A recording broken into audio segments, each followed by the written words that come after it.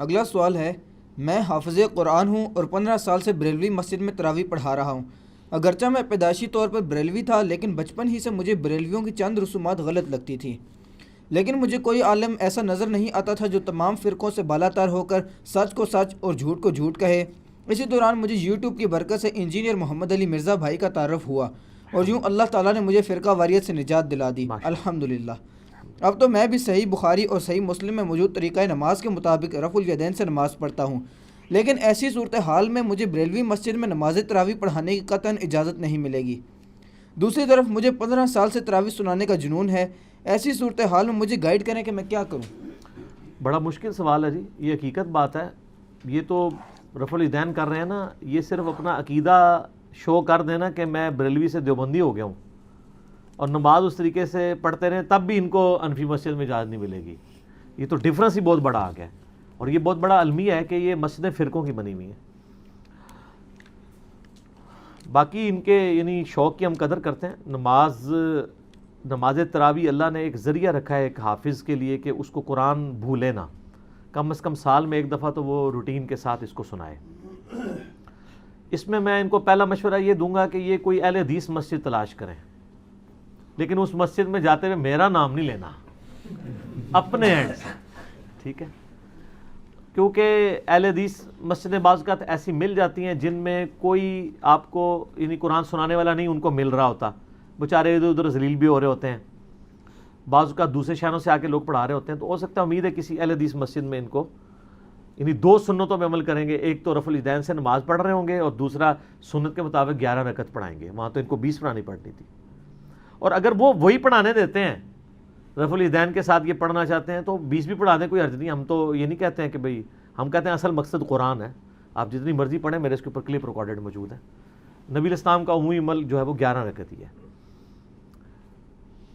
اگر پھر بھی کچھ نہ بنے تو سب سے بہتر ہے جو صحیح بخاری میں حضرت عمر کا فتویٰ ہے، جب انہوں نے تراویح کی جماعت شروع کروائی تو رات کو وزٹ کرنے آئے تو لوگوں کو ایک امام کے پیچھے دیکھ کے خوش ہوئے، اور پھر وہاں سے چلے گئے اور کہا اس سے بہتر نماز وہ ہے جو ایک مرد رات کے آخری پہر میں گھر میں اٹھ کے پڑھتا ہے۔ تو سب سے بہتر ہے یہ اپنے گھر والوں کو جمع کریں، عشاء کے فوراً بعد یا صبح ختم سحری سے 1-1.5 گھنٹہ پہلے اٹھ کے اپنے گھر والوں کو قیام اللیل کروائیں۔ اب تو کئی جگہ ایسی بھی ہیں جہاں پہ حافظ زیادہ مسجدیں تھوڑی ہیں، تو وہ کیا قیام اللیل کروائیں گے؟ اس کے لیے گھر والوں کو قیام اللیل کروائیں اگر کہیں مسجد میں جگہ نہیں ملتی۔ اور یہ نفلی نماز ہے، یہ مسجد میں ہونا کوئی ضروری نہیں ہے، آپ کسی گھر میں بھی کروا سکتے ہیں۔ ہمارے جہلم شہر میں بھی کئی ایسی بیٹھک ہے، نماز وہ یعنی مسجد میں ادا کرتے ہیں، تراویح وہاں کرتے ہیں۔ ہم خود انجینئرنگ یونیورسٹی میں تھے تو اب کتنے حافظ تھے جو ہمارے ساتھ، اب مسجد تو ایک تھی تو پھر مختلف حافظ جو ہیں وہ مختلف کمروں میں وہ قیام اللیل اپنا کروایا کرتے تھے۔ یہ نفلی نماز ہے، یہی تو برکت ہے اس کی، کروائیں، قرآن بھولیں نا۔ تو باقی اس میں اتنی جرت نہیں کروں گا یہ کہنے کی کہ آپ یعنی سنت کے مطابق نماز پڑھنا ہی چھوڑ دیں، قرآن سنانے کے شوق میں آپ ایک شوق کے اندر سنت کا خون تو نہ کریں، لیکن کنفرنٹریشن کو اوائڈ کریں۔ آپ ان سے قطعاً یہ نہ کہیں کہ میں کوئی دوسری چیز ہو گیا ہوں یا میں آپ کے پیچھے نماز نہیں پڑھوں گا۔ آپ کے ہمارے بھائی ہیں، اور بلکہ میں تو کہتا ہوں بریلوی ہیں تو ان کو بتائیں کہ بھی شیخ عبد القادر جیلانی رحمۃ اللہ علیہ کے ساتھ منسوب کر کے آپ 11ویں تو کھاتے ہیں ہر مہینے، تو ان کے ساتھ جو کتاب منسوب ہے غنیت الطالبین، میرا کلپ بھی ہے 11ویں والے پیر کی نماز، یوٹیوب پہ لاکھوں لوگوں نے دیکھا ہے۔ تو جس کو آپ اولیاء اللہ کا سردار سمجھتے ہیں، اس نے جو کتاب لکھی ہے اس میں تو نماز کا طریقہ بخاری مسلم والا رفع الیدین کے ساتھ لکھا ہوا ہے، تو میں اس طریقے پہ عمل کر رہا ہوں۔ چلیں بخاری مسلم سے ان کو حدیثوں سے چڑ ہو سکتی ہے، شیخ عبد القادر جیلانی سے تو نہیں چڑ ہو سکتی۔ اور اگر یہ کہیں گے جی وہ فلاں تھے اور ہم فلاں ہیں، تو ان کو کہیں کہ یہ بتاؤ پیرانے پیر کی نماز صحیح ہے یا ہماری صحیح ہے؟ اینٹی وینم پھکی الزامی جواب، پیرانے پیر کو زیادہ نماز کا صحیح طریقہ پتہ تھا یا ہمیں پتہ ہے؟ تو کون ہے وہ کہے گا مجھے زیادہ پتہ ہے؟ تو اس طریقے سے معاملوں کو یعنی پازیٹیولی ہینڈل کر کے چلیں۔ امید ہے انشاءاللہ تعالیٰ آہستہ آہستہ چینج آئے گی اور لوگ حق بات کو قبول کریں گے، لیکن ابھی اس پہ بہت ٹائم لگے گا، اس میں کوئی شک نہیں ہے۔ بڑی مصیبت ہے، ظاہر ہے کہ صدیوں سے گراوٹ ہے یہاں پہ سب کانٹیننٹ کے معاشرے میں، تو چینج آتے آتے ٹائم لگے گا۔ صحابہ کرام کے زمانے میں چینج آسان تھی کیونکہ دوسری طرف کافر تھے، ادھر مسلمان تھے، لیکن ادھر وہ مسلمان ہیں آپس میں لڑ رہے ہیں جو ایک مسلمان اپنے سے بڑا پکا مسلمان کسی کو نہیں سمجھتا، اور وہ کہہ رہا ہے کہ تو جو ہے گستاخ رسول ہے۔ تو بد مذہب ہے، تو نجدی ہے، تو لوگ مانتے ہیں۔ اگر کوئی ہندو آ کے کتاب و سنت کے منہج والے کو گالی دے تو وہ سودا نہیں بکے گا، کیونکہ کہیں گے یہ ہندو ہے اس لیے کہہ رہا ہے۔ اگر مسلمان داڑھی پگڑی خوبصورت نورانی شکل وہ آ کے کہہ دے اہل حدیث انگریزوں کے ایجنٹ ہیں تو سودا بکے گا۔ یہ فتنہ بڑا فتنہ اس وقت بن چکا ہوا ہے۔ یا کوئی رفع الیدین کرنے والے کو کہہ دیں یہ مکھیاں مارتا ہے، یہ سودا بکے گا، کیونکہ وہ کہنے والا جو ہے وہ خود مسلمان ہے نا، وہ کہیں گے یار دیکھو نا اتنے بڑے علماء جھوٹ تو نہیں بول سکتے۔ انہی چیزوں کے تدارک کے لیے پھر میں نے گستاخانہ عبارتوں کو ہائی لائٹ کرنے کا مسئلہ سٹارٹ کیا تھا کہ پھر آج وہ پہلے بزرگوں نال نبڑ لینے ہیں، بزرگ غلط دین نہیں بتا سکتے، ٹھیک ہے جی، تو یہ انہوں نے اپنے ناموں کے کلمے کیوں پڑھوائے ہیں؟ یہ تو اتنا بڑا بلنڈر ہے کہ اس کو آپ بھی بلنڈر مانیں گے۔ ہاں جی، تو سر جو اپنے نام کا کلمہ پڑھا سکتا ہے وہ باقی چیزیں بھی آپ کو فراڈ بتا سکتا ہے، تو اپنے دماغ کھولو، ڈرل کرو، رسول اللہ کے قدموں تک پہنچو صلی اللہ علیہ وآلہ وسلم۔ بزرگ بابوں کو چھوڑو، کسی نے آپ کے کام نہیں آنا۔ اگر نبی علیہ السلام نے قیام الدین آپ کی شکایت لگا دی، وقال الرسول یا ربی ان قوم اتخذوا هذا القرآن مہجورا، اے اللہ میری امت نے قرآن کو اس قوم نے پیٹھ کے پیچھے ڈال دیا تھا، تو آپ کی کون شفاعت کرے گا؟ آپ قیام الدین نبی علیہ السلام کو یہ جواب دے سکتے ہیں کہ یا رسول اللہ میں نے آپ کی حدیثوں پہ اس لیے عمل نہیں کیا کہ فلاں بزرگ جو ہیں وہ کچھ اور کرتے تھے؟ تو سمپل سوال ہوگا یار تیرے تک قرآن اور حدیث اللہ نے پہنچائی تھی، تو نے اس میں عمل کیوں نہیں کیا؟ تو نے بزرگ کا کلمہ پڑھا تھا یا میرا کلمہ پڑھا ہوا تھا؟ یہ بہت سینسٹیو ایشو ہے، اور یہ من کرنے سے مسئلے نہیں حل ہونے۔ ہر بندے کو حسین بننا ہوگا، ایک انجینئر سے کچھ نہیں ہونا، ہر گلی سے ایک انجینئر نکلنا چاہیے جو سسٹم کو للکارے، لیکن اس للکارنے میں کنفنٹریشن، لڑائی جھگڑا یہ نہیں ہوگا، پازیٹیولی پیسیو ریزسٹنس، ایک ایک بندے کو سینہ بسینہ دعوت۔ اگر یہ ہم نے یہاں کیا ہوتا، آپ کو پتہ نہیں کہ ہم بریلویوں کے گھر میں رہ رہے ہیں جہلم شہر میں۔ یہ پلیٹ فارم انہوں نے تباہ و برباد کر دینا تھا اگر میں کنفرنٹریشن کی سیاست کرتا۔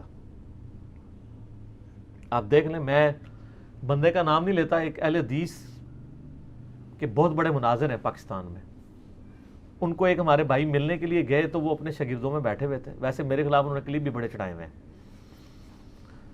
تو وہ کہتا میں پیچھے بیٹھا تھا، ان کو نہیں پتا تھا میں آپ کو سنتا ہوں، تو اپنے شاگردوں کو کہہ رہے تھے کہ علی سے ہمارا لاکھ اختلاف، ساڑھے سارے مولوی نے رل کے اتنے بندے نے رفع دین نہیں شروع کرایا جڑا علی نے کلے کرا دیتا ہے۔ کیوں کروایا؟ اس لیے کہ آپ کے مولوی ایک فرقے کو لانچ کر رہے تھے۔ اس پلیٹ فارم نے فرقے کی دعوت نہیں لانچ کی ہے، نبی علیہ السلام کی دعوت لانچ کی ہے۔ یہ کہہ کے نہیں کہ میرا فرقہ نبی علیہ السلام کے طریقے پہ ہے، نہیں، وہ تو بریلوی بھی کہتے ہیں کیا ہم فرعون کے طریقے پہ ہیں؟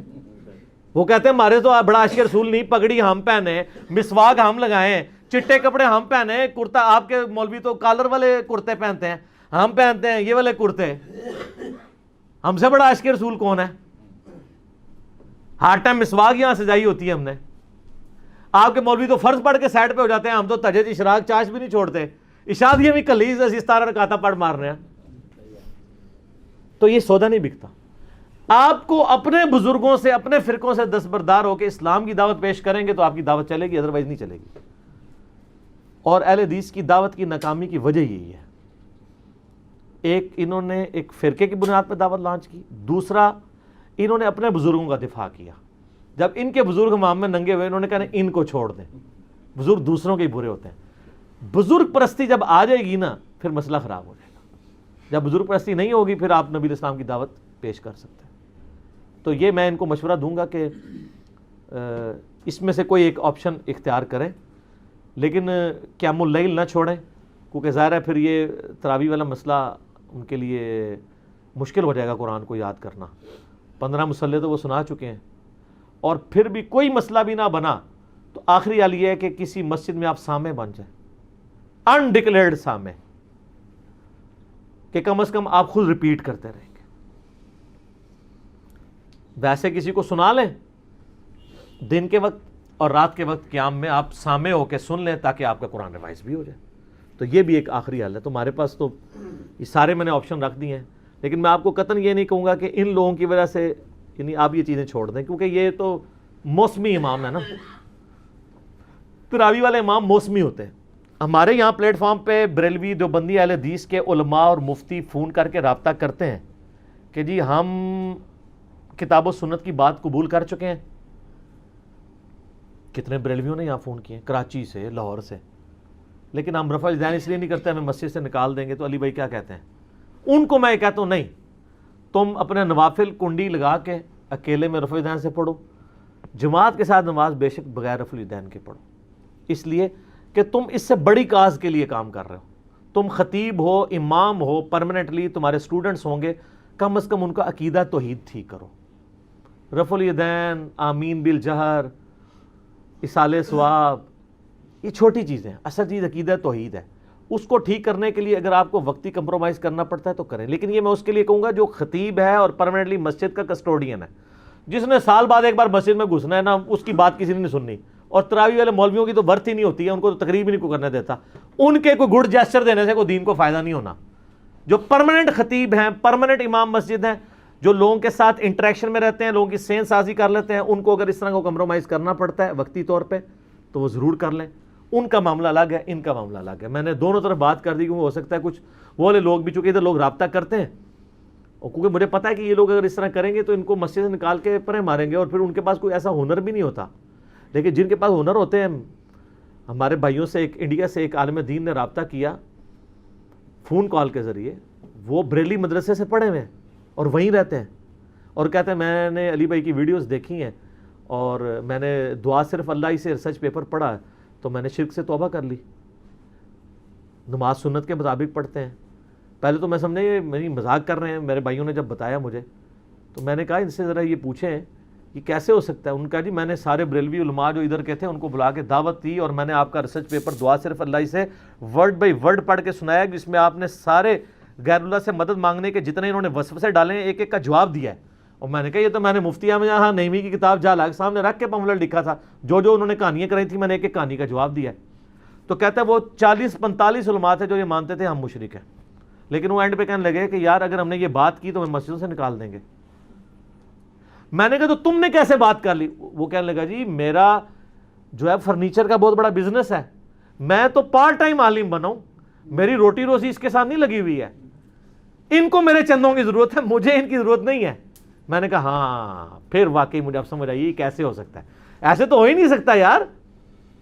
یہ آپ دیکھ لیں ظہور احمد فیضی صاحب بریلوی عالم ہے, خصائص علی انہوں نے کتاب لکھی ہے, خود بریلوی علماء نے کہا یہ شیعہ ہو گیا. حضرت علی کے فضائل کے اوپر انہوں نے خلافت و ملوک ان چیزوں کو واضح کیا, ان کو مسجد سے نکال دیا. اب کوئی مسجد نہیں ہے کہ جہاں پہ وہ نماز پڑھا سکے. ایک بات پہ اختلاف کیا تو پھر وہی بات ہے جو قرآن میں آتا ہے کہ یہود و نصارہ اس وقت تک راضی نہیں ہوں گے جب تک مکمل ان کی ملت پہ نہ آ جاؤ.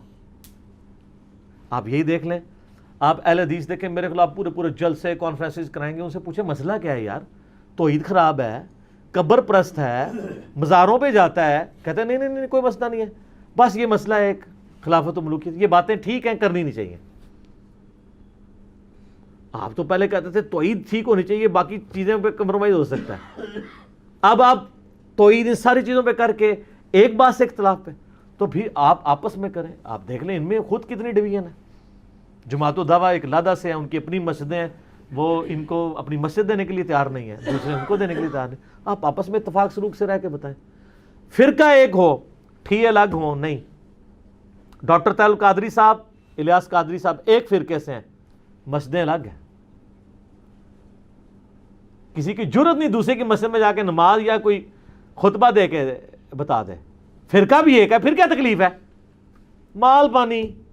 جب ایک فرقے میں ہوتے ہوئے آپ چھوٹے موٹے اختلافات کے ذریعے ایک دوسرے کو ایکسیپٹ کرنے کے لیے تیار نہیں, تو سر مجھے تو کسی نے بھی نہیں ایکسیپٹ کرنا. میں نے طارق جمیل صاحب جی واپس آیا نا کینیڈا سے 17 اکتوبر کو, میں نے ان کو فون پہ کہا, میں نے کہا جی صاحب دیکھ لیں, آپ مجھے بڑا کہتے تھے میٹھے بنو میٹھے رہو, آپ بھی تو بڑے میٹھے تھے, آپ کے ساتھ کیا کیا انہوں نے؟ آپ نے صرف یہ کہا کہ عمران خان جو ہے وہ ریاست مدینہ بنانا چاہتا ہے, آپ کو دیوبندی علماء نے کہا اس کے تو ایمان میں بھی ہمیں شک ہے, تو آپ کو تو انہوں نے اسلام سے باہر نکال دیا, تو مجھے کہاں سے عزم کریں گے؟ میں تو انہوں نے سارے بابے مارے ہوئے نے, آپ نے تو کوئی بابا بھی نہیں مارا, ان کو برا بھی نہیں کہا, آپ نے مسلک دیوبند سے اعلان برات بھی نہیں کیا, آپ نے صرف پی ٹی آئی کے ایک لیڈر کو سپورٹ کیا ہے, چونکہ وہ جے یو آئی کو کرتے ہیں اس ایک بنیاد پہ پولیٹیکل اختلاف پہ انہوں نے آپ کے ایمان سے ہی آپ کو نکال دیا ہے. تو مجھے کہاں سے عزم کریں گے؟ تو میری پھر پہلے دن سے پالیسی ٹھیک ہے کہ لحاظ ہی نہ کرو, سچ بات بتاؤ, اولو العلم قائما بالقسط بنو, اور جھوم جھوم کے کہو کہ نام ہے وہابی, نام ہے بابی, میں ہوں مسلم, علمی کتابی. ٹھیک ہو گیا جی. آپ اچھے کام کریں گے ان کے اچھے رزلٹ سامنے آئیں گے, برے کام کریں گے برے رزلٹ سامنے آئیں گے. تو گڈ جیسچر تو میں دے رہا ہوں کہ آپ کے پیچھے نماز پڑھ رہا ہوں, اور کیا کروں؟ کون ہے بندہ؟ جو کوئی بندہ ہے ان کے بزرگوں میں, ویسے کہتے ہیں بزرگوں کا بڑا ویژن تھا, کسی بزرگ نے کہا ہے کہ یہ باقی بھی ہمارے بھائی ہیں. ہمیں آپ سارے کہتے ہیں کہ یہ فرقہ بنا رہا ہے, کبھی قادیانیت کا الزام لگا دیتے ہیں, کبھی کہتے ہیں یہ جو ہے اس کو یہودی فنڈ کر رہے ہیں, کبھی کہتے ہیں ایجنسیوں کا بندہ ہے, اس کے باوجود آپ کے پیچھے نمازیں پڑھتے ہیں اور بول کے کہتے ہیں کہ آپ کے پیچھے نماز ہوتی ہے اور باقیوں کے کہتے ہیں پڑھو. آپ کے بزرگ تو ایک دوسرے کو مسلمان نہیں سمجھتے تھے. حسام الحرمین, نام ہی دیکھیں, حرمین کی تلوار, اس میں انہوں نے علماء دیوبند پہ کفر کے فتوے لگائے اور کہا کہ ان کے کفر میں شک کرنے والا بھی کافر ہے اور یہ بالاجماع مرتد ہے, یعنی واجب القتل ہے. اور اس کے جواب میں المہند المفند آئی, ہند کی تلوار ایک سٹھیا ہوئے بابے کے سر پہ, سٹھیا ہوا بابا انہوں نے المفند کا احمد بریلوی کو, اس میں لکھا کہ احمد بریلوی ان کی پوری جماعت ایک شیطانی لشکر ہے جو ہم پہ حملہ آور ہو گیا. علماء دیوبند رضی اللہ عنہم پر حملہ آور ہوا ہے جس طرح کے انبیاء پر شیاطین حملہ آور ہوتے تھے, انبیاء کے ساتھ ان کے 14ویں صدی کے رضی اللہ عنہم. تو آپ کے بزرگ ایک دوسرے کو فرقہ ڈکلیئر کرتے تھے اور اپنے آپ کو. ہم تو آپ کے بزرگوں کو بھی ان کے بزرگوں کو بھی اسلام کے خلاف بہت بڑی سازش سمجھتے ہیں, اس کے باوجود اسلام سے خارج نہیں کرتے, ان کے پیچھے نمازیں پڑھتے ہیں. ہم کہتے ہیں شیطان کے ہتھے چڑھ گئے تھے, اور کیا, چونکہ کفر بوا ثابت نہیں ہے ہم تکفیر نہیں کرتے. میرا یوٹیوب پہ کلپ دیکھ لیں میں تکفیر کیوں نہیں کرتا. اور ایک اور کلپ ہے کہ انسان کافر کب ہوتا ہے. انسان اسی وقت کافر ہو جاتا ہے جس وقت اپنا فرقہ چھوڑ دے, اور جیسے ہی فرقے میں واپس آ جائے مسلمان ہو جاتا ہے, اور جیسے ہی فرقہ چھوڑ دے تو وہ بعد ازالی کا زنیم ہو جاتا ہے. کہتے ہیں یہ ہے گستاخ رسول ہوتا ہی رامی ہے, اور وہی رامی جب واپس آ جائے اس فرقے میں دوبارہ لالی ہو جاتا ہے. کہانی ہے نا.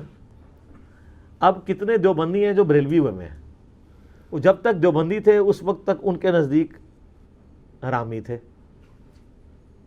تو جب بریلوی ہوئے ہیں تو ان کو چاہیے کہ یہ کہیں گے نہیں آپ چونکہ حرامی ہو اس لیے ہمارے فرقے میں نہیں آ سکتے. پھر ان سے تقریریں کرواتے ہیں, میں بریلوی کیوں ہوا, میں اہل حدیث کیوں ہوا, میں دیوبندی کیوں ہوا, میں حنفی کیوں ہوا. سب کہانیاں چل رہی ہیں, انشاءاللہ ختم ہو جائیں گی. کہانی کہہ کے آپ تو آپ دیکھ لیں ان کے کلپ چڑھے ہوتے ہیں, نیچے لوگوں نے لکھا ہوتا ہے. پہلے تو سارے آپ لوگ گونگے شیطان بنے ہوئے تھے, اب سینکڑوں لوگ نیچے لکھتے ہیں کہ علامہ صاحب نے کہانی کرائی ہے. کدھر نہیں لکھیا, نولی سے لکھتے ہیں کس حدیث میں ہے, کس آیت میں ہے.